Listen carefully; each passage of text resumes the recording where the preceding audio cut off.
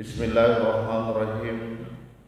Assalamualaikum warahmatullahi wabarakatuh. Alhamdulillah, alhamdulillahillazi ja'ala syahr ramadhana unzila fihi al-Qur'an hudan lin-nasi wa bayyinatin minal huda wal furqan. Wassalatu wassalamu ala khairil anam Sayyidina Muhammad wa alihi wa ashabihi ulil kiram. Hasbunallah wa ni'mal wakil, wa la hawla wa la quwwata illa billahil aliyyil azim. Kaum muslimin sidang jamaah subuh yang berbahagia, pada kesempatan dan berbahagia ini marilah kita senantiasa memanjatkan puji syukur kehadirat Allah Subhanahu wa taala. Mudah-mudahan segala aktivitas keseharian kita senantiasa tercurah ibadah kepada Allah Subhanahu wa taala, sehingga kita bisa memaksimalkan ibadah Ramadan kita dalam kehidupan kita sehari-hari.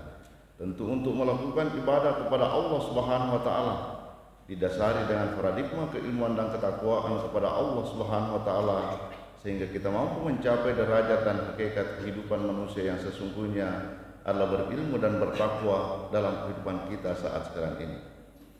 Karena sesungguhnya Allah Subhanahu wa taala mengatakan dalam Al-Qur'an, "Yarfa'illahu allazina amanu minkum wallazina utul ilma darajat."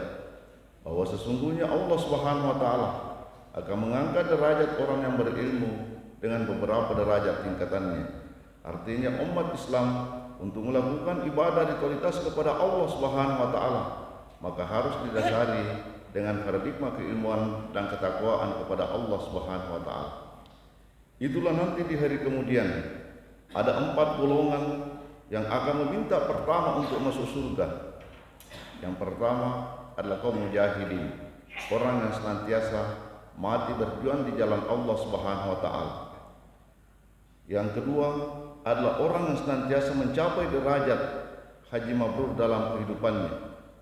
Yang ketiga, orang yang senantiasa memanfaatkan hartanya ke jalan yang diridhoi Allah Subhanahu wa taala atau yang kita kenal dengan kaum agniya.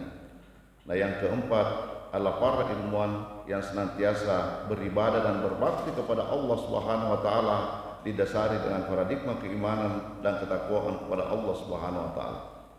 Akhirnya Allah mengutus malaikat. Yang pertama ditanya adalah orang yang senantiasa mati syahid. Tanya, "Kenapa Anda duluan mau masuk surga?" Apa kata orang yang meninggal atau yang mati syahid ini? Dia mengatakan bahwa sesungguhnya bukan janji Allah Subhanahu wa taala bahwa orang yang senantiasa mati di medan perang memperjuangkan agama Allah akan balasannya adalah surga. Tanya, dari mana Anda mengetahui bahwa mati syahid itu balasannya adalah surga? Dia mengatakan para ilmuwan.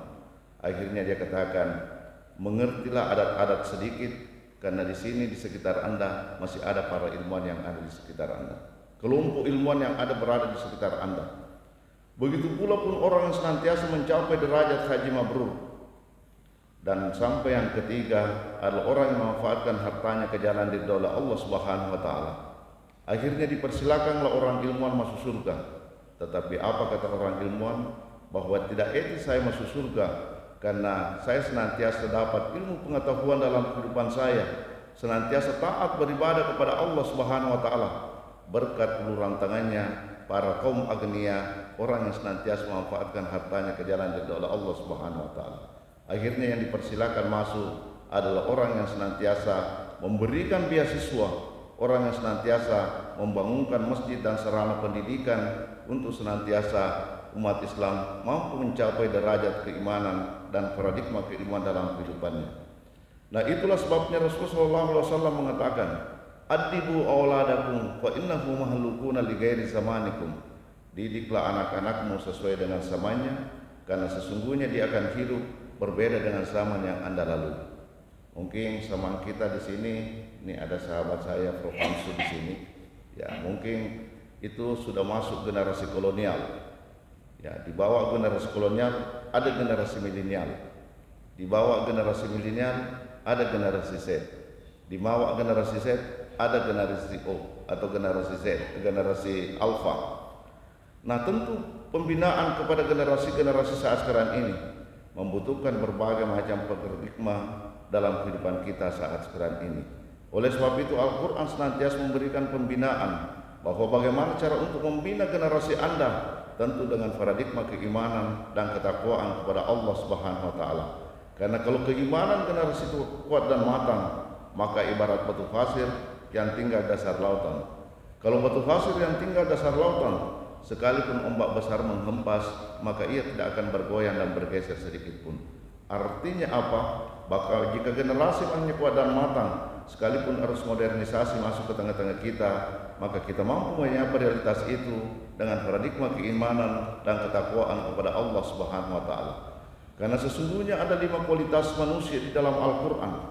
Yang pertama, ada namanya muslim. Bagaimana gambaran orang muslim dalam Al-Quran? Orang muslim, orang bermodalkan kalimat la ilaha illallah Muhammadar Rasulullah. Tetapi aktivitas kehidupan kesehariannya terkadang bertentangan dengan nilai-nilai Islam yang senantiasa yang diajarkan para ilmuwan-ilmuwan kita dalam kehidupan kita saat sekarang ini. Dia hanya bermodalkan kalimat la ilaha illallah Muhammadar Rasulullah, tetapi terkadang belum bisa membedakan mana bulan Ramadan dengan mana bulan-bulan yang lainnya. Terkadang ia senantiasa tidak aktif untuk melakukan ibadah kepada Allah Subhanahu wa taala. Ia melaksanakan sholat, terkadang melaksanakan sholat, terkadang tidak. Tetapi ini posisi muslim. Diberikan nasihat para saudara-saudara muslimnya, ia senantiasa enggan untuk menerima nasihat itu. Lahum qulubun la yafqahuna biha, wa lahum a'yunun la yubsiruna biha, wa lahum asanun la yasma'una biha, ulaika kal an'am bal hum adallun. Rife ngajari tenang kalinga. Nang kalinga si tenatasi. Natasi tenafegausi. Artinya ia senantiasa tidak taat untuk komitmen untuk melakukan perintah itu dalam kehidupannya. Tetapi dia seorang muslim.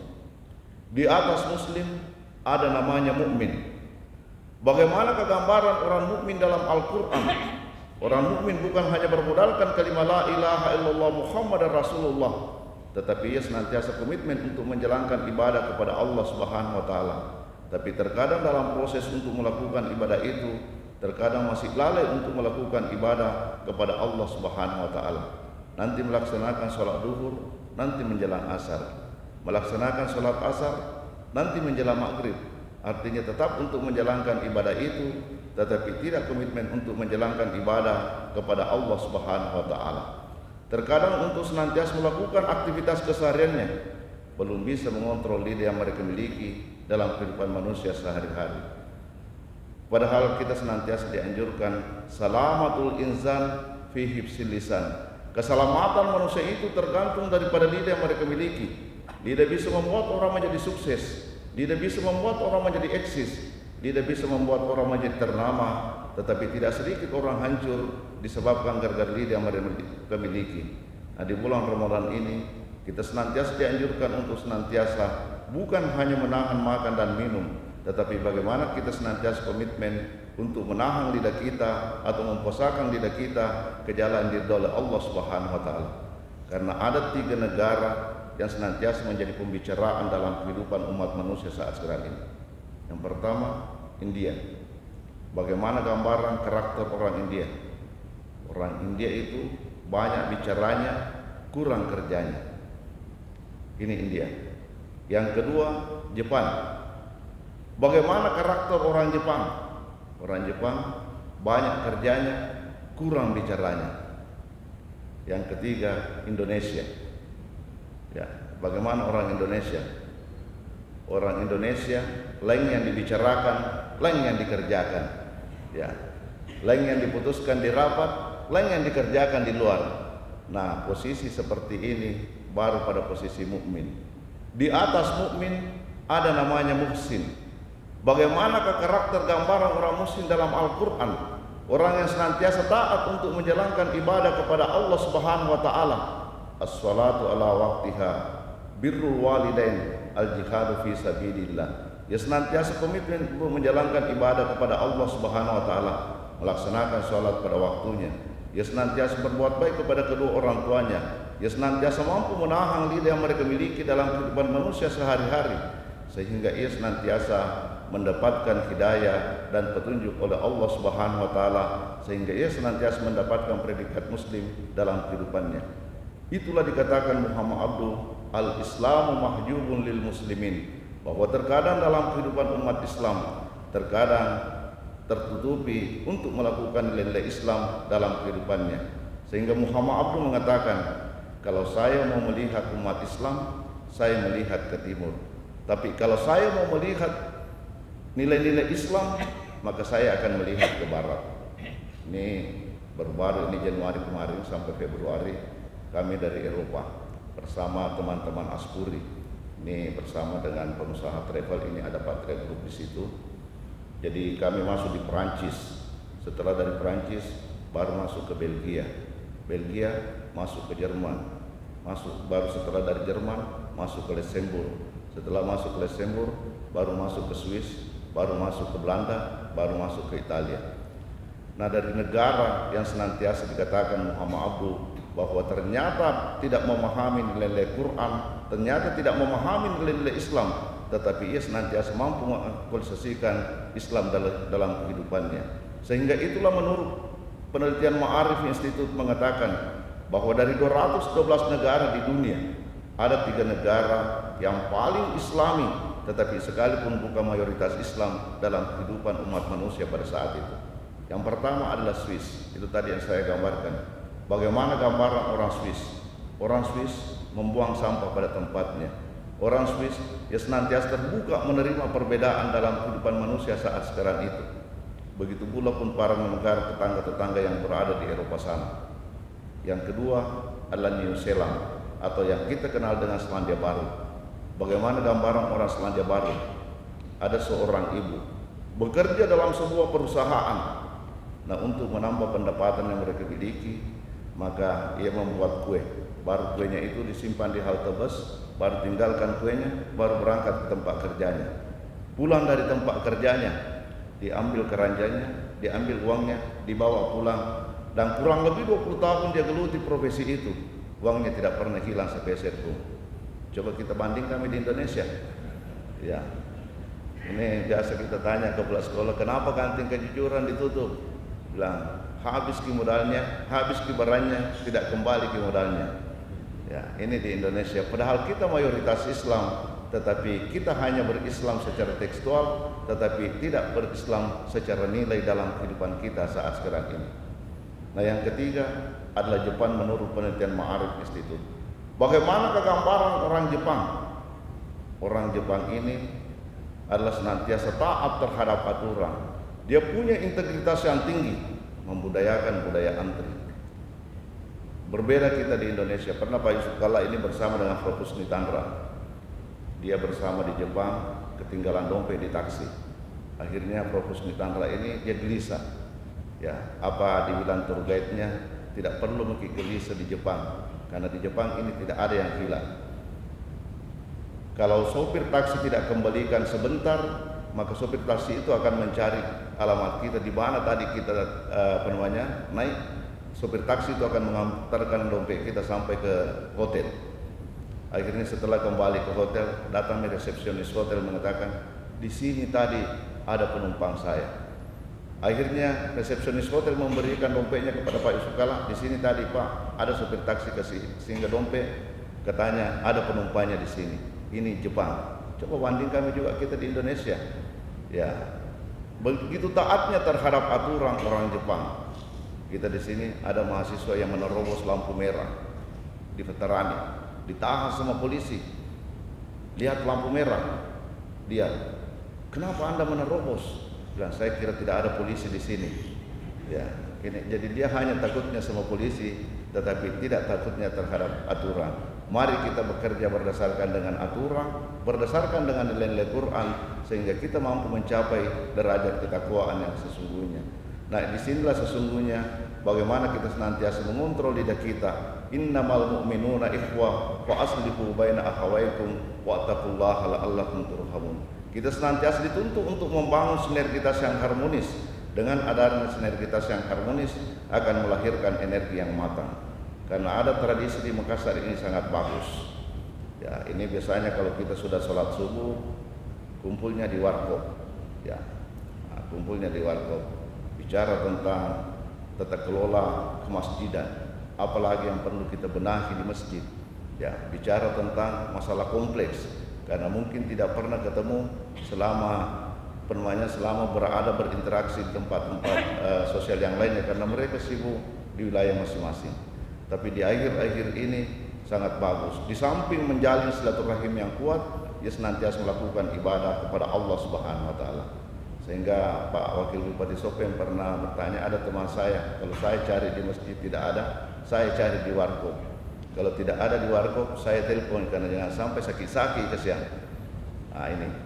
Jadi biasanya kita ini ngopinya jam 7 sampai sudah sholat subuh sampai jam 7. Jam 7 sampai jam 9 yang datang orang kantoran. Berbicara tentang manajemen perkantoran, bagaimana membangun silaturahim yang bagus, bagaimana membangun jejaring yang kuat. Ini biasanya sampai jam 10. Kalau jam 10 sampai jam 12 itu sudah muncul para politisi, sudah muncul para pengusaha, ada Tommy wartawan di situ. Ya, tapi kalau sudah jam 12 belum ada yang tinggalkan warkop. Nah, biasanya Pak Kepala Telang mikir-kira itu. Ya, Pak Kepala Telang bicara tentang miliaran. Ya, sekalinya mau pulang dari warkop lah, cemidu dulu bos, cemidu. Apa itu cemidu? Catat dulu. Ya, ini tradisi orang Arab dari dulu sampai sekarang. Kalau sudah sholat asar, dia kumpulnya di warkop atau di tempat-tempat sosial. Bagaimana senantiasa merembukan, bermusyawarah apa-apa yang kita telah lakukan dan apa-apa yang kita akan lakukan di masa-masa yang akan datang atau di esok harinya. Disinilah sesungguhnya pentingnya membangun silaturahim antara satu kelompok dengan kelompok yang lain. Ini baru pada posisi muhsin. Di atas muhsin ada namanya mukhlis. Jadi dari mukmin, dari muslim, mukmin, muhsin, baru mukhlis. Bagaimana kegambaran orang mukhlis dalam Al-Quran? Orang yang senantiasa taat untuk menjalankan ibadah kepada Allah. Ia sudah bisa mengontrol lidah yang mereka miliki dalam kehidupannya. Ia senantiasa ikhlas dalam melakukan aktualisasi diri dalam kehidupan manusia sehari-hari. Sehingga bukan hanya bisa mengontrol lidah yang mereka miliki, tetapi sudah bisa mengerahkan hatinya ke jalan yang diridhoi oleh Allah Subhanahu wa taala. Itulah yang kita kenal dengan spiritualitas dan moralitas dalam kehidupan kita sehari-hari. Jadi kalau masih ada orang, umpamanya si A sumbangannya 1 juta, si B sumbangannya 2 juta, si C 5 juta, tanpa nama 10 juta. Nah, tapi kalau keluar dari masjid, tanya semua orang, mau tahu itu tadi siapa yang 10 juta? Ya, saya itu sengaja tidak tulis nama saya. Nah, ini belum sampai pada posisi mukhlis. Mungkin baru pada posisi muhsin. Ya, karena ia senantiasa masih punya study oriented dalam kehidupan manusia sehari-hari. Orang mukhlis itu ia senantiasa taat untuk menjalankan ibadah kepada Allah Subhanahu wa taala dan senantiasa mampu mengerahkan hatinya ke jalan ridha Allah Subhanahu wa taala. Pernah suatu ketika Rasulullah SAW bersama dengan para sahabatnya, tiba-tiba seorang pemuda memasuki pintu Masjid Madinah pada saat itu. Akhirnya Rasulullah mengatakan, laki-laki itulah bersamaku ke dalam surga. Para sahabat yang lain heran, apa sesungguhnya amalan yang dilakukan oleh laki-laki ini yang tidak dilakukan oleh para sahabat-sahabat yang lainnya. Akhirnya salah seorang sahabat bernama Abdullah bin Mas'ud menelusuri amalan apa yang dilakukan oleh laki-laki ini tidak dilakukan oleh para sahabat-sahabat yang lainnya. Akhirnya di malam pertama dia menginap di tempat itu, menyamar sebagai musafir. Dia tidak melihat sesuatu yang spesial. Dia mengatakan mungkin malam pertama saya tidak mendapatkan. Akhirnya malam kedua juga begitu aktivitasnya. Malah sahabat terbangun untuk melaksanakan ibadah kepada Allah, tetapi laki-laki ini malah tertidur di tempat pembaringannya. Sampai malam ketiga dia tidak mendapatkan sesuatu yang spesial. Akhirnya sahabat mengatakan, apa sesungguhnya amalan yang Anda amalkan? Sampai-sampai Rasulullah mengatakan, laki-laki inilah bersamaku ke dalam surga. Laki-laki ini mengatakan bahwa sesungguhnya saya juga tidak paham, tetapi kebiasaan saya, mata saya tidak mau tertutup sebelum memaafkan dosa-dosa orang yang pernah berbuat khilaf dan berbuat salah dalam kehidupan saya sehari-hari. Yang kedua, saya tidak terbangun dari tempat pembaringan saya sebelum berselawat dan bertawakal kepada Allah Subhanahu wa taala.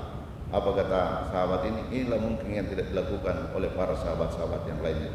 Posisi yang tinggi dalam kehidupan manusia sesungguhnya adalah derajat ketakwaan.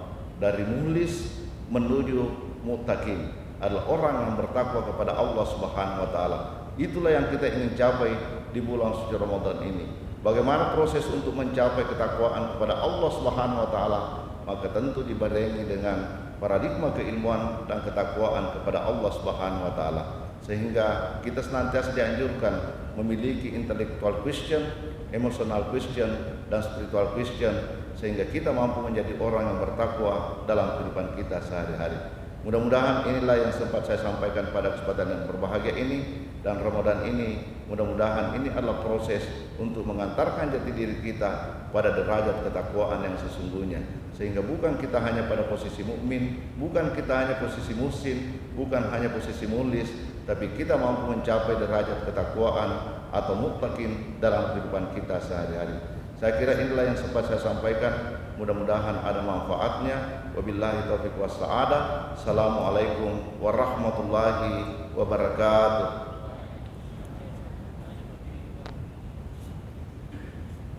Mari kita menundukkan kepala kita seraya menghadapkan hati kita kepada Allah Subhanahu wa taala, terus senantiasa menjadikan doa kepada Allah Subhanahu wa taala.